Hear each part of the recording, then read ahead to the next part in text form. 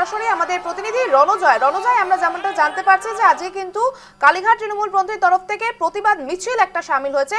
কোথা থেকে এই মিছিল হবে এবং কারা কারা উপস্থিত আছে সেখানে, কেমন পরিস্থিতি সেখানে, তুমি যদি একটু জানাও। দেখো, সব থেকে বড় বিষয়টা যেটা, যে গতকাল যেভাবে তৃণমূল নেত্রী মমতা বন্দ্যোপাধ্যায় প্রাক্তন মুখ্যমন্ত্রীর উপর আক্রমণ হয়েছে হালি শহরে, এবং সেই জায়গা থেকে আজকে তৃণমূল কংগ্রেসের তরফ থেকে প্রতিবাদ কর্মসূচি ডাক দেওয়া হয়েছে।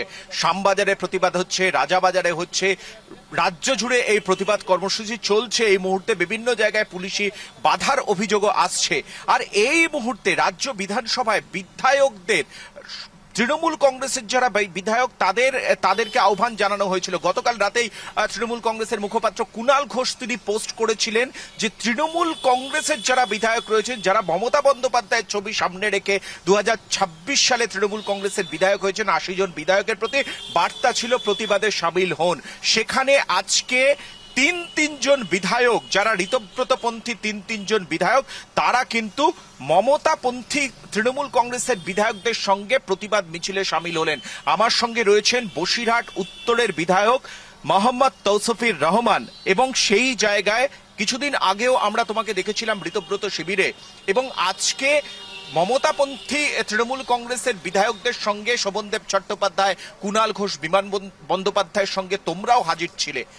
কেন, কি বার্তা রয়েছে? আপনি কোথায় দেখেছেন আমাকে ওটা আমি তো বলতে পারবো না। আমি অ্যাসেম্বলিতে দেখেছেন আমাকে, আর অ্যাসেম্বলিতে আমরা সব একসাথেই বসছি। আমাকে বলা হয়েছিল কি আপনি দিদির সাথেই থাকবেন দিনের শেষে। সেই জায়গা মানে অপোজিশন লিডার বাঁচতে তোমাদের যে শৈশাবুত, সেই বিষয়টা নিয়ে বলছি। কিন্তু দিদি তো ছিলেন না। 3 সপ্তাহ আমি দেখেছি, ওয়েট করেছি। তো আমি জানি না, দিদি ছাড়া তো আমি থাকতে পারবো না। এখন আমি লাস্ট মান্থ একটা স্ট্যান্ড নিয়েছিলাম। আমি বাইরে গিয়েছিলাম, আমার ভাইকে একটু অসুস্থ ছিলেন, উনি শরীর খারাপ ছিলেন, তারপরে এসে আমি দিদির সাথেই আছি।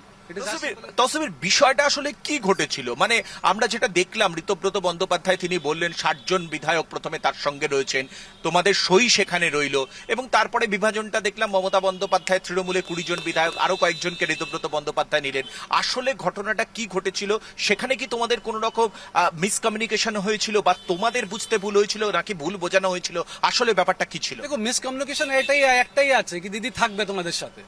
দিদি ছিলেন না, আর যদি দিদি নেই তারপর আমি কেন থাকবো ওখানে? মানে ঋতব্রতদের তরফে বলা হয়েছিল যে দিদি থাকবেন। হ্যাঁ, তো you don't have to worry, দিদি উইল বি স্টেইং টুগেদার, আমরা দিদির সাথেই থাকবো।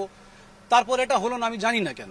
তারপরে আমি তাই জন্য আমি কাউকে নিয়ে একটা ভুল বা কোনো একটা ব্লেম গেম করতে চাই না।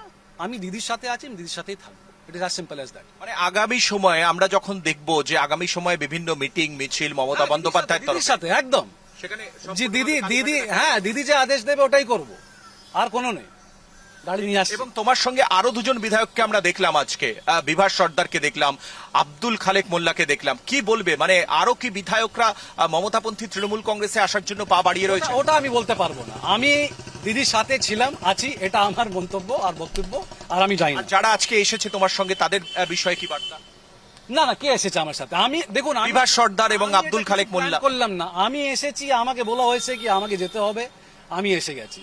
উনি কখন আসবেন, কালকে আসবেন, যাবেন না কি আমি জানি না। একদম শেষ প্রশ্ন তোমাকে, মমতা বন্দ্যোপাধ্যায় ছবি নিয়ে যারা 2026-এ ইলেকশন জিতলেন, এবং তারপরে 2026-এর 4th মের পরে যে বিভাজন, একদিকে এনসিপিআই, অন্যদিকে ঋতব্রত তৃণমূল কংগ্রেস, ভালো তৃণমূল, সেই বিষয়টিকে একদম ইয়াংগেস্ট বিধায়ক হিসেবে বসিরহাট উত্তরের তুমি কিভাবে দেখছো?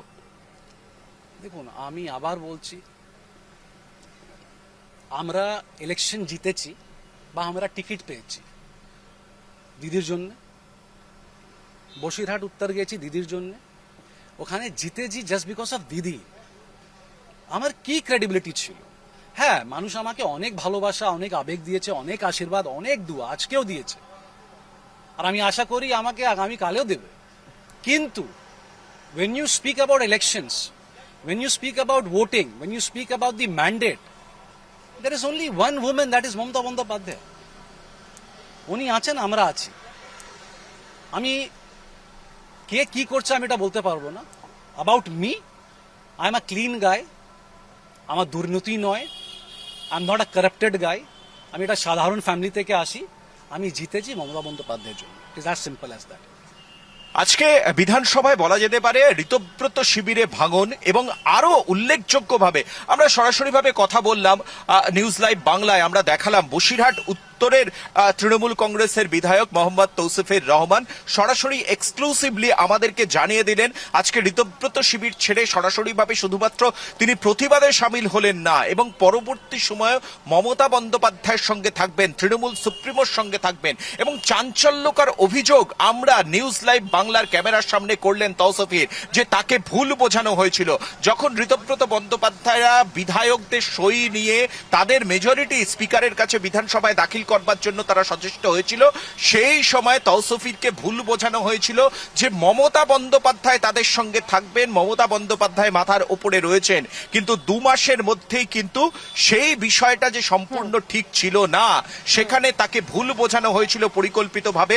সেই বিষয়টাই কিন্তু সামনে আনলেন বসিরহাট উত্তরের বিধায়ক তৌসিফুর রহমান এবং সেখান থেকে কুণাল ঘোষ আজকে প্রতিবাদ মিছিলের পরে তিনি যেটা বলেছেন 20 থেকে 23 জন ঋতব্রতপন্থী বিধায়ক তারা যোগাযোগ রাখছেন, তারা যোগাযোগ করেছেন ফোনে, হোয়াটসঅ্যাপে এবং মেসেজে, স্ক্রিনশটও রয়েছে। শুধুমাত্র পুলিশি হেনস্থা এবং নানাবিধ কারণে এই মুহূর্তে আজকে তারা প্রতিবাদে সামিল হলেন না। অর্থাৎ ঋতব্রত শিবিরের ঘাড়ে রীতিমতো নিঃশ্বাস ফেলছেন কুণাল ঘোষ বা মমতাপন্থী বিধায়করা, তেমনটাই কিন্তু বার্তা শাসক দলের গুরুত্বপূর্ণ মুখপাত্র কুণাল ঘোষের আজকের এই প্রতিবাদ মিছিল থেকে। ঠিক যেমনটা তুমি জানালে একদম যে খবরটা আমরা জানতে পারলাম যে বসিরহাটের বিধায়ক মোহাম্মদ তৌসিফুর জানালেন যে তাদেরকে কিন্তু বলা হয়নি যে সেই ঋতব্রত তৃণমূলে মমতা থাকবে না, সেই রকম কিন্তু একটা চাঞ্চল্যকর কথা তিনি এই মুহূর্তে বলেছেন। আর তার সাথেও আমরা যেটা জানতে পারছি এই প্রতিবাদ মিছিলে কিন্তু ঋতব্রত পন্থী তৃণমূলের 3 জন আরো বিধায়ক এখানে যুক্ত হয়েছে। যেমন আমরা জানতে পারছি বিভাস সরকার, আব্দুল খালেক যুক্ত হয়েছেন সেই ইয়েতে মিছিলে এবং কুণাল ঘোষ অনেক রকম কথা বলেছেন যে 20 থেকে 25 জনের মতন বিধায়ক কিন্তু ইতিমধ্যেই তার সঙ্গে যোগাযোগ রাখছে। অবশ্যই এই খবরের দিকে নজর থাকবে। তবে আপাতত তোমায় ধন্যবাদ রণজয়।